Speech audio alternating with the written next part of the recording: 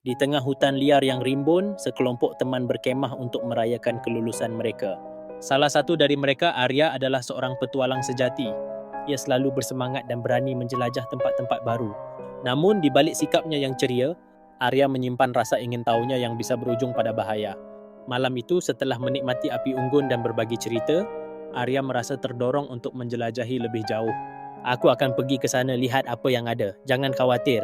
Aku akan kembali, katanya sambil melambai kepada teman-temannya.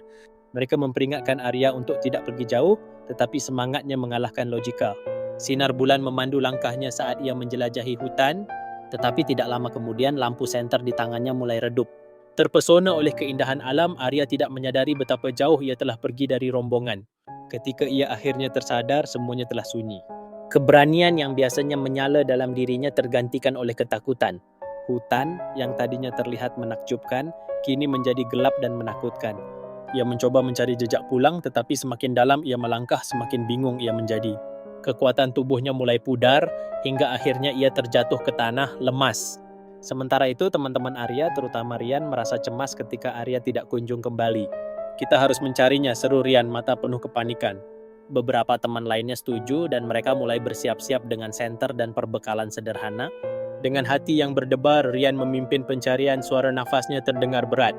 Mereka menyusuri jalur yang mungkin dilalui Arya, meneriakkan namanya. Arya, di mana kau? Namun hanya gema suara mereka yang kembali membuat rasa cemas semakin menggigit. Setelah berjam-jam mencari, cuaca mulai mendingin dan gelap menyelimuti hutan. Rian merasa putus asa, tetapi hatinya tidak mengizinkan untuk menyerah.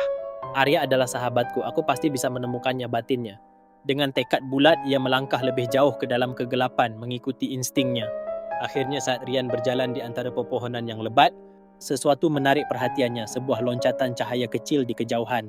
Tanpa berpikir panjang, ia berlari ke arah cahaya itu, berharap kuat bahwa itu adalah Arya. Saat mendekat, Rian menemukan Arya terkulai, lemas di bawah sinar bulan. Arya, teriak Rian, segera berlutut di sampingnya. Tanpa menunggu lama, ia memeriksa kondisi Arya, menyadari bahwa sahabatnya sangat kelelahan dan hampir tidak sadar. Rian merangkulnya, mengangkat tubuh Arya yang ringkih dan membawanya kembali menuju rombongan.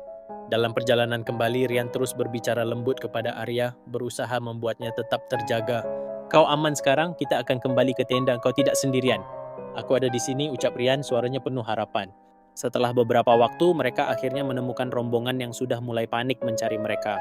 Ketika melihat Arya berada dalam pelukan Rian, semua orang berlari menghampiri mereka dengan penuh relief. Kami sangat khawatir, teriak salah satu temannya.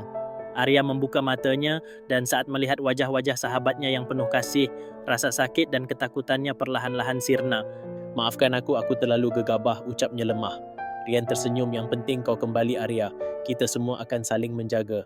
Di malam yang dingin itu, dikelilingi oleh kawan-kawannya, Arya merasa hangat. Ia tahu meski pernah terpisah dalam kegelapan, penerangan persahabatan akan selalu membawanya pulang. Dan dari kejadian itu, ia belajar bahwa petualangan terbesar bukanlah menjelajah sendirian, tetapi berbagi perjalanan hidup bersama sahabat-sahabatnya.